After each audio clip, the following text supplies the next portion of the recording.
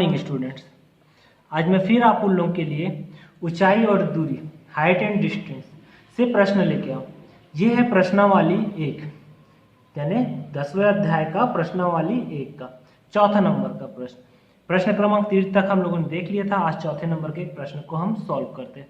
आप लोग क्लासेस अच्छी लगी हुई तो चैनल को सब्सक्राइब कीजिएगा और फ्रेंड्स को ज़्यादा से ज़्यादा शेयर कीजिएगा। चलिए प्रश्न क्रमांक चौथा क्या बोल रहा है, किसी स्तंभ के पाद बिंदु से 15 मीटर ऊंचे एक भवन के शिखर का उन्नयन कोण 30 अंश है। क्या बोल रहे, एक स्तंभ के पाद बिंदु से 15 मीटर ऊंचे, तो हम लोग एक स्तंभ मान लेते हैं।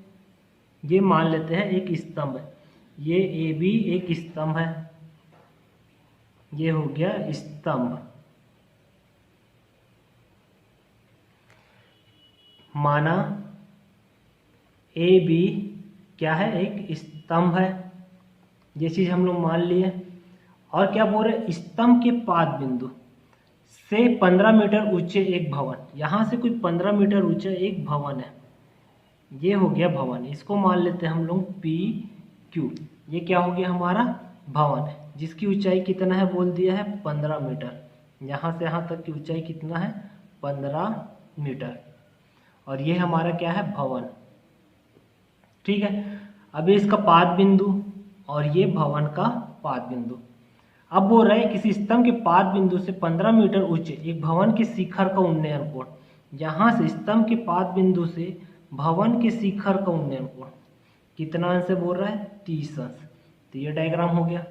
दूसरा बोल रहा है तथा भवन के पाद बिंदु, ये भवन का पाद बिंदु है, यहां से स्तंभ के शिखर का उन्नयन कोण कितना है, 60 अंश। यानी ये 60 अंश है, ये 30 अंश है। तो बोल रहा है स्तंभ की ऊंचाई ज्ञात कीजिए। ये हमारा स्तंभ है, इसकी ऊंचाई हम लोग को निकालना है। ये एच हम लोग को निकालना है। ये हमें पता नहीं है, बी क्यू पता नहीं है, इसे हम मान लेते हैं एक्स। ठीक है, ए बी क्या हो गया, स्तंभ, और पी क्यू क्या हो गया, पी क्यू बराबर भवन जिसकी ऊंचाई कितना है, 15 मीटर। ठीक है, और कोण क्या क्या दिया हुआ है, ए बी हम लोग को निकालना है। ए बी तो हम लोग की ऊंचाई है, ए बी बराबर हम लोग मान लिए है एच, और बी क्यू बराबर हम लोग माने हैं बी क्यू बराबर एक्स, और कोण दिया हुआ है पी क्यू बी बराबर 30 अंश, और पी बी क्यू, ये गलत हो गया, पी बी क्यू बराबर 30 अंश, और ए क्यू बी बराबर कितना है, 60 अंश। ये दिया हुआ है। तो हम लोग पहले इस त्रिभुज को सॉल्व करते हैं। कौन सा, पी बी क्यू। त्रिभुज पी बी क्यू में tan थीटा बराबर हम जानते हैं क्या होता है, लंब बटे आधार। tan theta P B Q में थीटा कितना है, tan 30। अब लंब कितना है ये बताइए, पी बी क्यू में लंब कौन सा है, पी क्यू, और आधार क्या है, बी क्यू। tan 30 का मान हमको पता है कितना है, tan 30 का मान 1/3। पी क्यू का मान है 15 और बी क्यू का मान है x। तो x बराबर क्या हो जाएगा, 15/3। त्रिया गुणा कर दिए तो ये पहला मान मिल गया x का। हम लोग को निकालना क्या है, h। इसको समीकरण 1 देके छोड़ दिए। अब किस में है, दूसरे त्रिभुज में आते हैं। दूसरा त्रिभुज कौन सा है, 60 वाला है, ए क्यू बी। त्रिभुज ए क्यू बी में tan 60 बराबर लंब बटे आधार। tan 60 का मान क्या होता है, कर्णी 3। लंब क्या है, ए बी, और आधार क्या है, x। तो कर्णी 3 x, ए बी का मान है h निकालना है। तो h बराबर कर्णी 3x। समीकरण 1 से x का मान रख देते हैं। x का मान रखने पर x का मान कितना है, x बराबर है 15/3। ये मान को यहाँ पास रखें तो h बराबर क्या हो गया, कर्णी 3, और इसका मान हो गया 15/3। तो h बराबर 15/3 क्या हो जाएगा, 3। तो h बराबर क्या होगा, 15×3 = 45। ये किस में आएगा, मीटर। तो ये h क्या है हम लोग का, h किसका मान है, स्तंभ की लंबाई कितनी होगी, 15 मीटर। 45 मीटर होगी। ये हमारा क्या हो गया आंसर। ठीक है, ये प्रश्न क्रमांक चौथा हो गया। इसे आप लोग देख लीजिए, फिर हम लोग चलते हैं नेक्स्ट क्वेश्चन पे। नेक्स्ट क्वेश्चन है 5वें नंबर का। दो मीनार के बीच की क्षैतिज दूरी 120 मीटर है। मान लेते हैं हम लोग दो मीनार मान लेते हैं, एक हो गया AB और दूसरा हो गया PQ। हाइट अभी हम लोग को कुछ नहीं पता ना, ये हो गया PQ। इन दोनों के बीच की दूरी कितना है बोल रहा है 120 मीटर। ये हम लोग को दिया हुआ है, दोनों के बीच की दूरी 120 मीटर।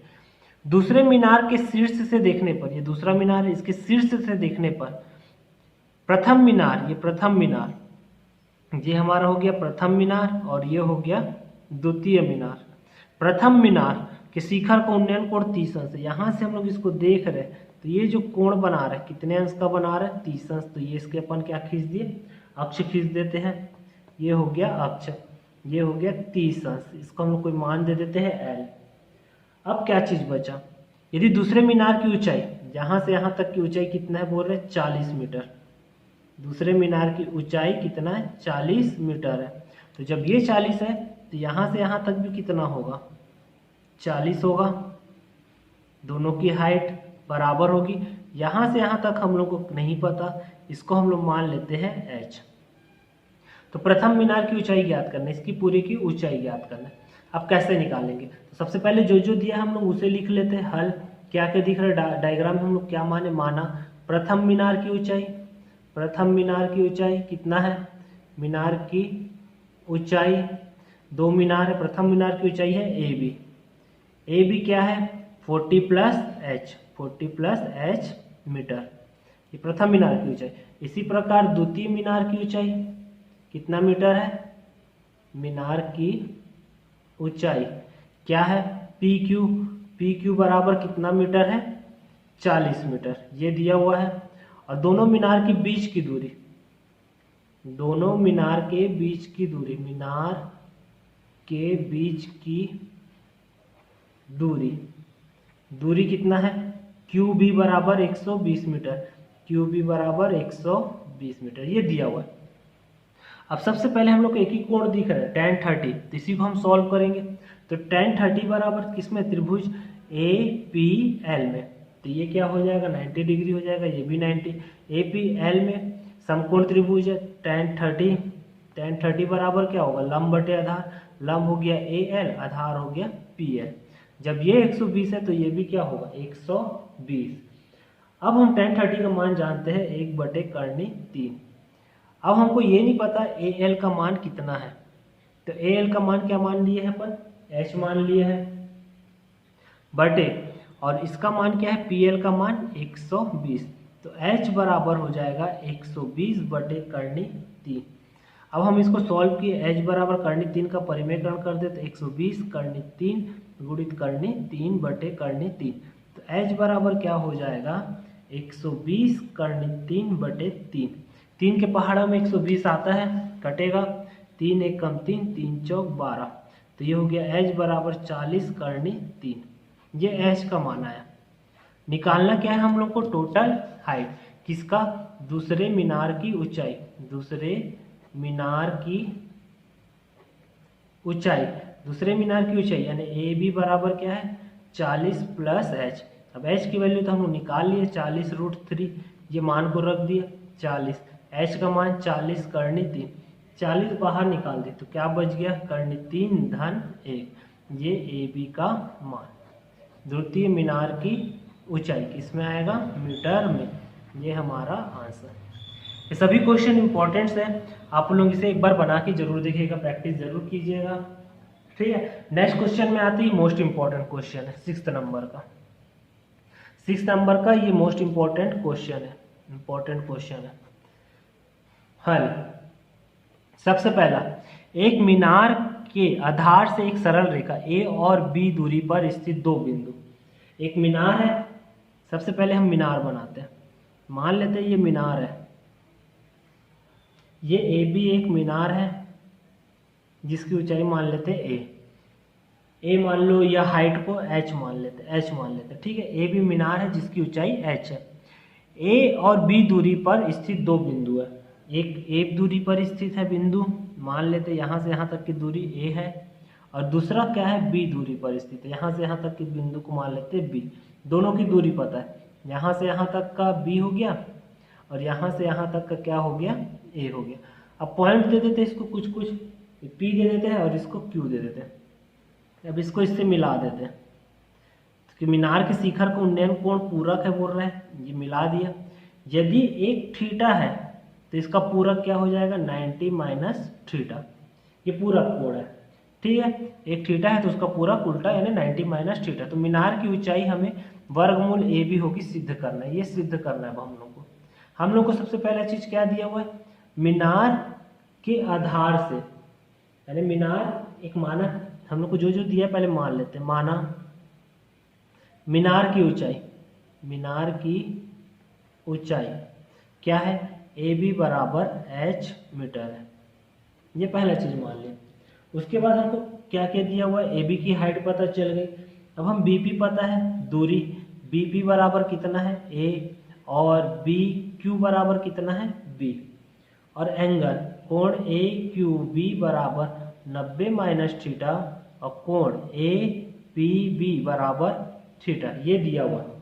तब हम लोग हल करना चालू करते हैं। सबसे पहले हम लोग इसको सॉल्व करते हैं। ए पी बी, त्रिभुज ए पी बी में ये 90 है, ये भी समकोण है। अब ए पी बी में tan थीटा को सॉल्व किया तो tan थीटा बराबर क्या होता है, लंब बटे आधार। तो tan थीटा लंब इसमें क्या है, ए बी है, तो tan थीटा बराबर लंब हो गया ए बी, आधार हो गया बी पी। तो tan थीटा बराबर लंब का मान है h और इसका मान है a। इसको समीकरण 1 देके हम छोड़ देते हैं, समीकरण 1 देके छोड़ दिए। अब दूसरे त्रिभुज में, दूसरा त्रिभुज कौन सा, ए क्यू बी, किसमें, त्रिभुज ए क्यू बी में क्या है, tan 90 minus theta. tan 90 minus theta क्या होगा, लंब बटे आधार। चूंकि हम जानते हैं tan 90 माइनस थीटा क्या होता है, cot थीटा। नेक्स्ट लाइन पे लिख लेंगे, लंब की वैल्यू है ए बी, आधार की वैल्यू है क्यू बी। अब बताइए tan 90 माइनस थीटा क्या होता है, cot थीटा, तो ये हो गया cot थीटा, और लंब ए बी का मान है h और इसका मान है b। ये समीकरण हमारा क्या हो गया, 2। हमें सिद्ध करना है कि मीनार की ऊंचाई h बराबर सिद्ध करना है वर्गमूल ए बी। तो क्या करते हैं, समीकरण 1 व 2 का गुणा कर देते हैं। गुणा करने पर, गुणा करेंगे तो हमारा क्या होगा, tan theta into cot theta, left hand side वाला left hand side, right hand side वाला right hand, h upon A into H upon B. अब हम जानते हैं tan थीटा बराबर क्या होता है, 1 upon cot theta into cot theta.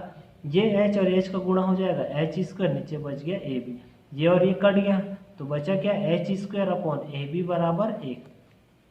अब क्या करते हैं, ए बी का तिर्यक गुणा कर दिए तो h स्क्वायर बराबर क्या हो गया ए बी, तो h बराबर क्या हो गया, वर्गमूल ए बी। यही हमें क्या सिद्ध करना था, सिद्ध करना था, प्रूव्ड दैट क्या चीज, मीनार की ऊंचाई वर्गमूल ए बी है, ये करके सिद्ध करना था। ठीक है, ये प्रश्न क्रमांक 6वां, ये हमारा इंपॉर्टेंट क्वेश्चन है, ये आया हुआ है बोर्ड में। चलिए एक क्वेश्चन और देखते हैं। नेक्स्ट क्वेश्चन 8वें नंबर क्वेश्चन, ये भी इंपॉर्टेंट क्वेश्चन है। क्या बोल रहा, नदी के एक किनारे पर 2 बिंदु ए और बी, मान लेते हैं नदी का एक किनारा है, ये एक किनारा है, इस पर 2 बिंदु है, कौन कौन सा, ए और बी। ठीक है, नदी किनारा है, इनके बीच की दूरी 40 मीटर है। चलो ये भी पता चल गया, ये नदी का एक किनारा है, इस पर 2 बिंदु है, इनके बीच की दूरी है 40 मीटर, ये प्रश्न में दिया हुआ। नदी के इस किनारे के समानांतर दूसरे किनारे पर, नदी का किनारा है, इसी के समानांतर दूसरा किनारा, इसके समानांतर एक किनारा और खींच दिए। अब नदी की चौड़ाई हो गई। दूसरे किनारे पर एक बिंदु सी है, यहाँ पर कोई बिंदु सी है, तो कोण बी ए सी बराबर कितना है, 60 अंश, यानी बी ए सी बराबर 60 अंश, बी ए सी ऐसे करके जो कोण बन रहा है बी ए सी, ये कितना है, 60 अंश। उसी प्रकार A B C, A B और फिर यहाँ से ऐसे करके बन रहा है सी, ये कितना अंश है, 30 अंश। तो बोल रहे नदी की चौड़ाई ज्ञात कीजिए, यानी इसका पूरा ये चीज का मान हमें ज्ञात करना है, ये h ज्ञात करना है। ये 40 हो गया। अब चलो इसको हम लोग यदि x मान लेते हैं, यहाँ से यहाँ तक x मान लेते हैं, तो ये क्या हो जाएगा, यहाँ से यहाँ तक ये इतना x मान लिए, ये पूरा 40 है, तो इतना कितना हो जाएगा 40 माइनस एक्स, ये x हुआ तो इतना कितना हो जाएगा 40 माइनस एक्स। ठीक है, अब हम लोग हल करते हैं इसे। अब हम लोग को जो जो दिया हुआ है वो पहले लिख लेते हैं, यहाँ से तो हल चालू हो गया है, पहले हम लोग लिख लेते हैं। ए बी क्या है, नदी के एक किनारे पर दो बिंदु ए और बी है। नदी के एक किनारे पर दो बिंदु ए व बी है, ये हमें पता है। जिनकी चौड़ाई कितनी है, जिनकी दूरी ए बी बराबर कितना मीटर है 40 मीटर। जहां हम एक पॉइंट दे दिए, इसको डी दे दिए, यहाँ पर एक पॉइंट दे दिए जहां ए डी बराबर 40 माइनस एक्स और डी बी बराबर एक्स मीटर, ये मान लिए। तथा दूसरे किनारे पर बिंदु सी है, तो दोनों किनारों के बीच की दूरी h है, ये हमें पता है। तो हम लोग अब इसको सॉल्व करते हैं। h है तो एक ट्रायंगल दिख रहा है 60 डिग्री, तो त्रिभुज किस में 60 दिख रहा है, पहले 30 वाले लेते हैं, DBC, त्रिभुज DBC में क्या दिख रहा है tan 30 बराबर क्या हो जाएगा लंब बटे आधार। तो tan 30 बराबर 30 बराबर लंब का मान क्या है DBC है और आधार का मान क्या है DC, लंब हो गया, आधार है DB। tan 30 का मान आप बताइए सारणी में कितना होता है, 1/3। चलिए DC का मान रखते हैं, DC का मान है x और DB का मान है, DC का मान है h, थोड़ा गड़बड़ हो गया, h और DB का मान है x। तो हम लोग यहाँ से वैल्यू निकाल लेते हैं, h का तिर्यक गुणा कर दिए तो ये x बराबर हो जाएगा कर्ण 3h। ठीक है, इसको समीकरण 1 देके छोड़ देंगे या भी यहीं पर छोड़ देते हैं। अब दूसरा त्रिभुज को हम लोग सॉल्व करते हैं। दूसरा त्रिभुज हम लोग का क्या है, ये तो ये वाला हो गया tan 30। दूसरा त्रिभुज है हम लोग का tan 60 बराबर, यानी त्रिभुज कौन सा सॉल्व करेंगे tan 60 के लिए, त्रिभुज CAD में tan 60 बराबर लंब बटे आधार। अब हमारा लंब क्या है tan 60 का, लंब देखते हैं, tan 60 का मान क्या होता है कर्ण 3, लंब हो गया DC और आधार हो गया AD। तो कर्ण 3, DC का मान है h और AD का मान है हम लोग का कितना 40 माइनस एक्स। h की वैल्यू निकालिए तो h बराबर क्या हो जाएगा √3 40 माइनस एक्स। ठीक है, यहाँ तो कोई डाउट तो बताइए, नहीं है तो हम लोग को क्या निकालना है किनारे की चौड़ाई। तो x का मान हमें पता है, ये समीकरण 1 जो दिए हुए हैं इससे हम लोग को x पता है कितना है कर्ण 3h। तो समीकरण 1 से x का मान रखने पर, समीकरण 1 से तो x बराबर है हम लोग का कर्ण 3h, रख देते हैं मान यहाँ पर। अब यहाँ पर रखिए x का मान, तो ये हो गया h बराबर कर्ण 3 40 माइनस x की जगह हो गया कर्ण 3h। h बराबर कर्ण 3 का गुणा कर दे तो 40 कर्ण 3, ये कर्ण 3 और ये कर्ण 3 का गुणा होगा तो 3h, ये 3 को इधर भेज दिए तो h धन 3h बराबर 40 कर्ण 3, तो ये हो गया 4h बराबर 40 कर्ण 3। तो h बराबर क्या हो जाएगा 40 कर्ण 3 बटे 4, तो h बराबर क्या हो गया 4 दाहम 40, 10 कर्ण 3 मीटर। ये हमारा क्या हो गया आंसर, किसकी, दो नदी की चौड़ाई, नदी की चौड़ाई 10 कर्ण 3 मीटर। ये प्रश्न क्रमांक 8वां हम लोग का सॉल्व हुआ। अब क्या बचा, कौन कौन सा क्वेश्चन बचा, 9, 10 और 11। नेक्स्ट क्लास में इसका सॉल्यूशन देखेंगे। ठीक है। आप लोग क्लासेस अच्छी लगी हुई तो प्लीज़ चैनल को शेयर कीजिएगा और लाइक कीजिएगा और ज़्यादा से ज़्यादा सब्सक्राइब कीजिएगा। आपके आस पड़ोस में जितने भी बच्चे होंगे उसे आप शेयर कीजिए, क्योंकि इसमें मैं रेगुलर वीडियो डाल रहा हूँ और क्लास वाइज चल रहा है ना, टॉपिक वाइज। आप उन लोगों को कहीं पास भी आप सर्च मारेंगे यूट्यूब में तो टॉपिक वाइज नहीं चलेगा या लेसन वाइज कंटिन्यू वीडियोस नहीं मिलेंगे। आपको प्लेलिस्ट में क्लास 10th के ही कंटिन्यू वीडियो मिलेंगे। इसका एक क्लास बचा है लास्ट क्लास, जिसमें ये लेसन कंप्लीट हो जाएगा लास्ट क्लास में, तो आप उन लोगों को इसका बेनिफिट मिलेगा लास्ट क्लास का वीडियो। फिर उसके बाद हम फिर नया यूनिट चालू करेंगे। चलिए मिलते हैं नेक्स्ट क्लास में। Okay, thank you, bye.